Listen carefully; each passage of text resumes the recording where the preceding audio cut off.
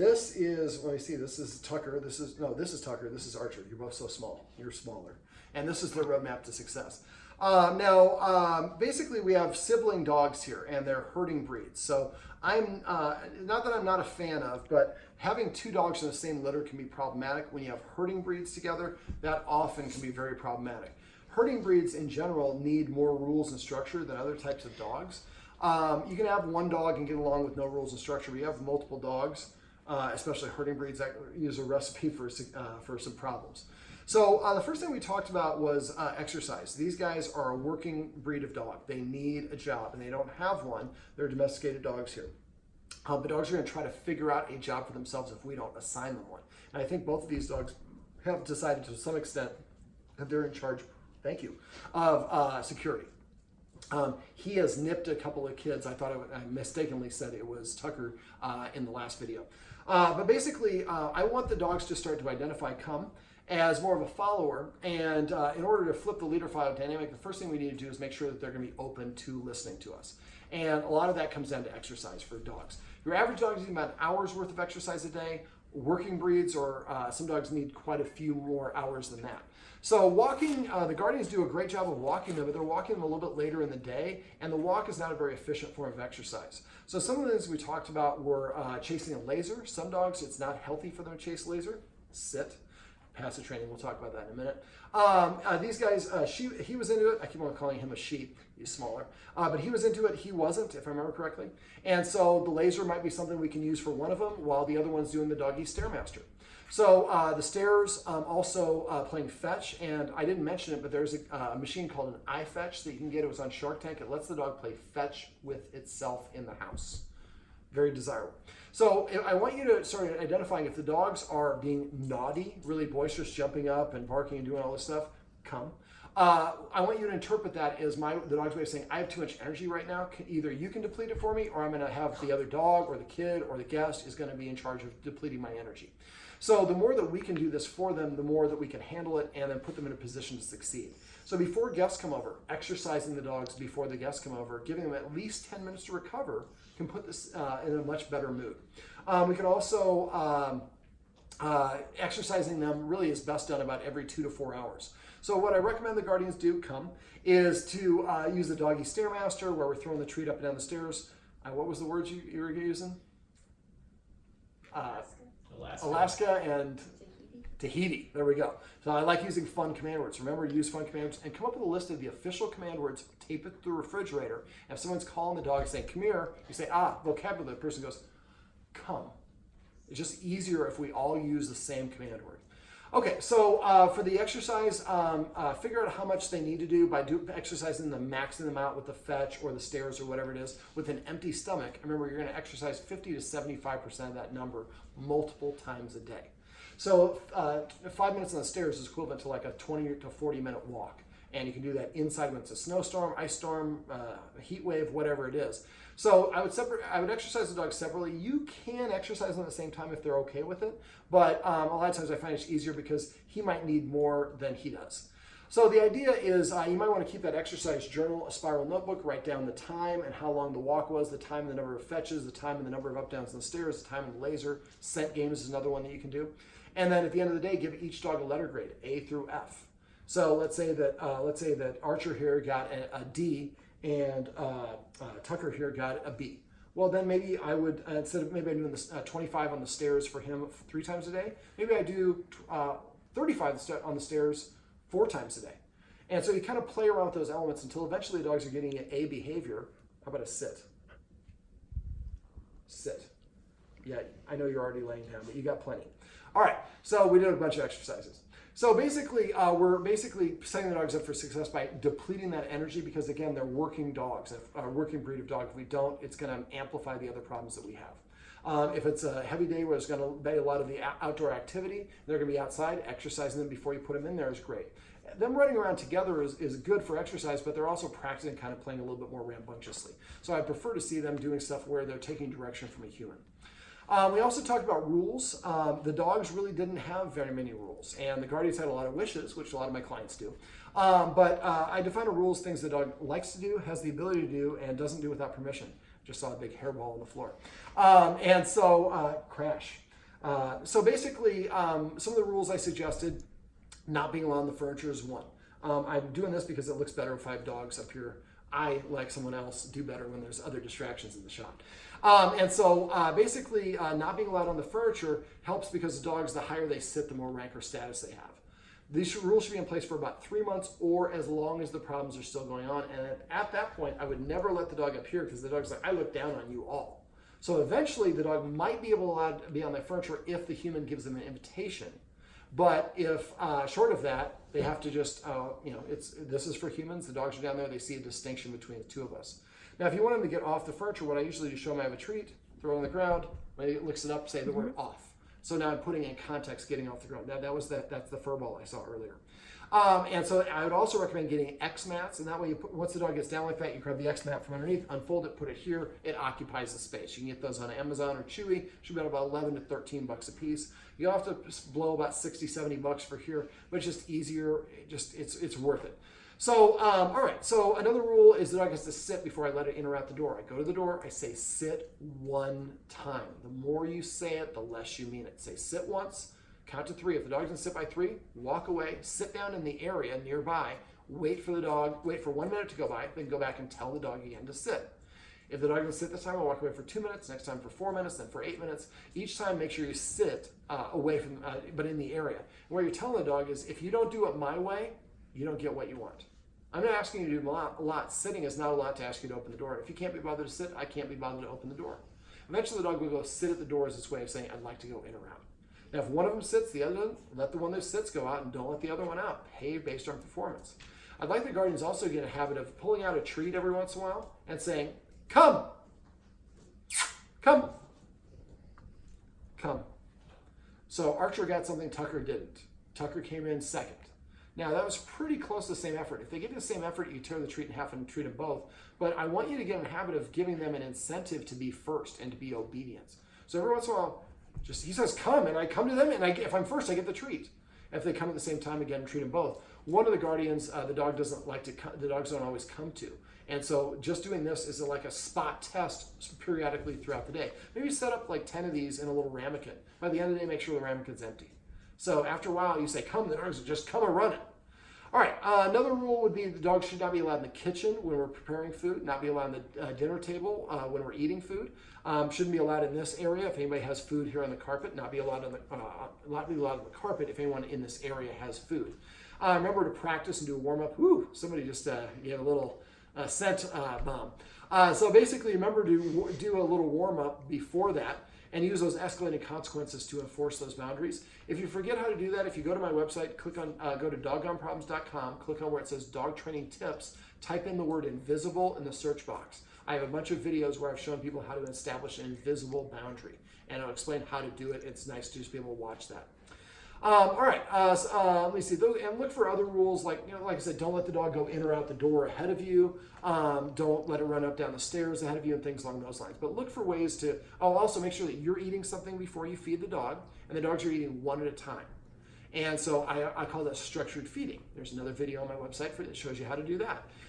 We also want to use passive training. So each time the dog takes a bite of food, come up with a command word. Maybe one of them is mac, and the other one is cheese. I want to use a certain word. But basically, now the dogs, every time they take a bite of food, they hear the word mac. When I have food in my mouth, well, mac means I get to eat. And the other dog hears mac, there's no food in the mouth, so it doesn't mean the same thing. So that passive training is just simply waiting for the dog to organically offer you the behavior you want and then rewarding it. So we're not telling the dog to come. We're just, every time the dog comes, we're going to pet it and say the word come. Every time it sits next to us, we pet it and say chill or crash. I don't know which words the guardians want to use, but right here, come. That's a perfect example of passive training. I can give him a treat, or I can just pet it. I don't have to give him the treat. And so basically, I kind of use a version of that for the dog bed. I throw the treats on the dog bed, then I leave treats on the dog bed. I lure the dog in, put it, sit her down. But then after that, I wait for the dog to go there on its own, and then I throw treats, or I say the word stage, or whatever word it ends up becoming. Maybe beach. And so, let me see, passive training is a really easy way to train your dog to do things. So every time your dog brings a toy, name each individual toy, name each individual dog bed. Every time they drink water, say agua. One of the guardians, one of the kids says, I like to kiss him on the forehead, and then he gives me kisses. Well, I would maybe, you kiss him on the forehead, and when he kisses you, maybe you say smoochies. every time he kisses you. So eventually you say smoochies and he'll come up and kiss you. I have a dog that has some nipping problems and with people. He doesn't like. He had a guy yell at him when he got in his face, and so now he doesn't like that. So now when he comes up and he's licking my nose, I call it love. So love means to come up and lick someone in the face. I want him to practice that behavior so that later on, if somebody comes in his face and he feels a little nervous, I say love. He might look up and give him a lick. Also, it's important to understand if we reach for a dog and the dog turns its head to the side or backs up, it's saying, I don't want you to pet me. A lot of us think, I'm doing something good, so it's okay to pet you. It's not. And after a while, that can create some resentment for the dog. So the kids here are great. They interact with the dogs really in a wonderful way. There's a little bit of pulling and hugging, which can create some problems. So I usually recommend the dogs have at least one place that they can go where when they're there, the kids are not allowed to interact with them, and they'll eventually figure that out. I usually recommend this being the dog bed.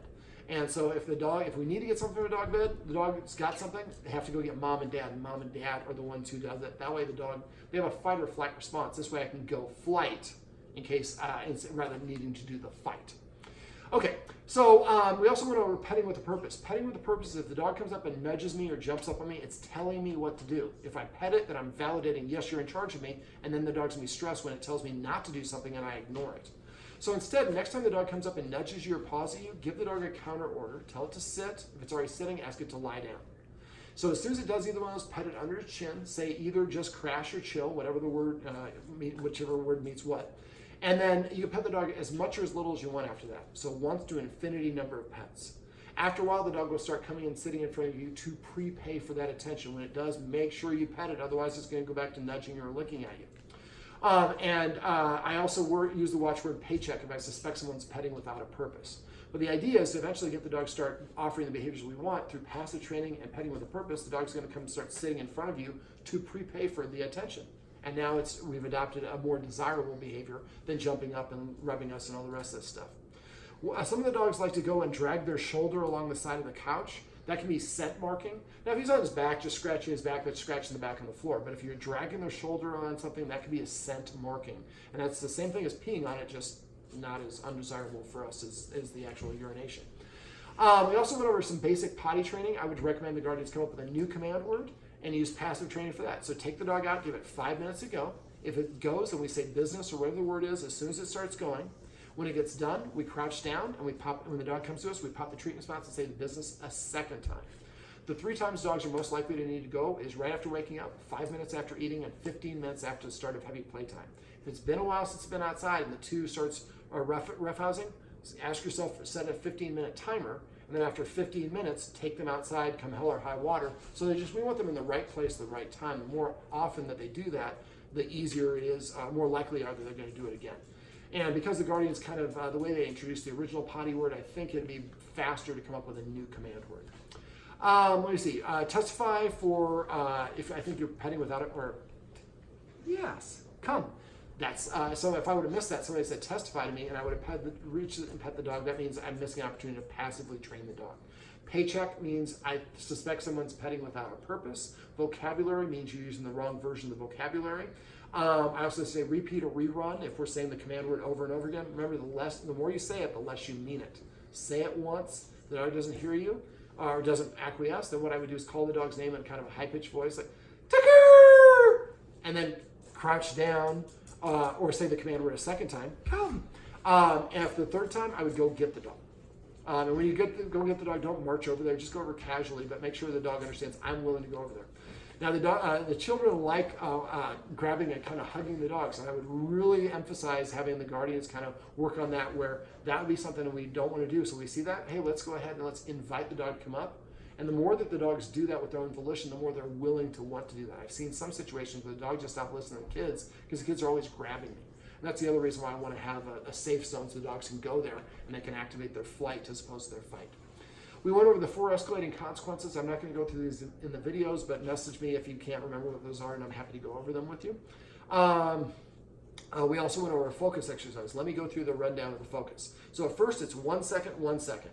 Every time the dog looks at your face. It doesn't have to be eye contact, and it can be just a quick eye dart. It doesn't have to be a full head look. Eventually, it will be. So keep on practicing 1 second, 1 second until the dog's pretty much staring at you the whole time. Then you go 1 second, 2 seconds on the second movement only.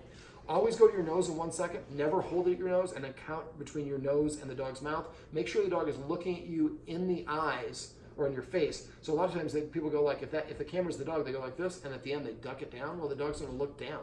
So make sure that you can see the dog's eyes and the treat as a triangle the whole time, and then after you pop the treat in the mouth, say the word focus. You want to get up to the point, I usually do this with about 12 treats per practice, and I want to get to the point where the dog starts staring at me, and then I start adding 1 second per practice round. Unless the dog starts looking around, then I back up a step. Still going? Okay. And then basically, eventually within 7 days maximum, most people can get this about 3 or 4 days, within 7 days you want the dog to have that 15-second focus. The next stage is to do it outside or like maybe on your deck, if you can keep the dogs off of going into the yard, or maybe in the cordoned off area. So when they go out to the new area, it's going to be very distracting. Come. So make sure that you give them a couple minutes to sniff around and get their jollies off. And then once they get done, come. Then you're basically going to practice, but now we go back to 1 second, 1 second. Maybe do that for like 3 treats and the dog's doing pretty well. Then we can maybe go 1 second, 2 second for 3 treats, and 1 second, 3 second for 3 treats. We can move faster because the dog knows what to do. The last is when we're doing this is we're going to do it when we're on a walk and there's only one dog and there's nobody else around. So you're out walking and the dog, there's no reason for it to be distracted. Say focus, it looks up at you, and as you continue to walk, you raise your nose and go give it to the mouth and say focus. Eventually it gets to the point where you say focus, and the dog's like running into stuff because it's not looking at where it's going, it's looking up at you. And that's a great way to redirect your dog's attention away from things. Now the other video that we have above is on using, I call it click for look, but you can do that for people doing the active outdoor recreational activities. You can do it for a child. If there's a specific child that the dog is reactive to, take note of the child's attributes. Maybe it's a crying baby or a tall baby or a blonde baby or whatever it is. So once you know what it is, then you can recreate and have that sort of kid come over, practice that click for looks. Remember, for the click for looks, the dog has to be able to sit and take the treat, and if it can't, increase the distance until the dog can, and if he can't, then make the child just sit there. So the child just sits there, you're maybe way over by your front door. As soon as the dog looks at the child, click, treat. Click, treat. At first couple of times it's going to be accidental, but after a while the dog starts looking at it. Then you can have the dog come closer or the person go closer to the dog and keep repeating this. But eventually I've had a really good success rate with this, and the dog's just like, oh, just looking at this person equals I get great treats, as opposed to thinking this person is a threat. But remember, with herding breeds, the more the kids are running around roughhousing, especially if they're under-exercised, the more likely they are going to be to nip. So one of the things that you might want to do is get a chain leash, because the dogs will chew through it. You run the leash around the leg of a couch and then run it through the handle, and it creates a bit of a tether. So you can have the children playing on another side of the room and the dog can practice and it can't get to them. However, the dog is like lunging. That's not good practice. It's practicing trying to do it. We want the dog to practice being in the room with them calm. The ideal way to do this is put them in the room and maybe tether them like that and have the children just kind of sitting there playing a board game. So we're kind of loud at times, but it's pretty stationary. Then after they do chutes and ladders enough time, maybe you do that and they're playing patty cake games. I know they're too old for patty cake, but we want to just gradually increase more and more momentum and movement and help the dog practice not reacting to that movement. Until eventually the kids can be screaming and run around. The dog's like, yeah, that's normal. Kids, weird. That's what kids do. All right. And is there anything else you want me to go over? Make sure you're eating before you feed the dogs. I think I talked about that. Tucker, Archer, come. Over here. Yours is up here. Well, this is Archer. Am I right? Yeah. And this is Tucker. And this is their road path to success. Remember, everything you do trains your dog. Only sometimes you mean it.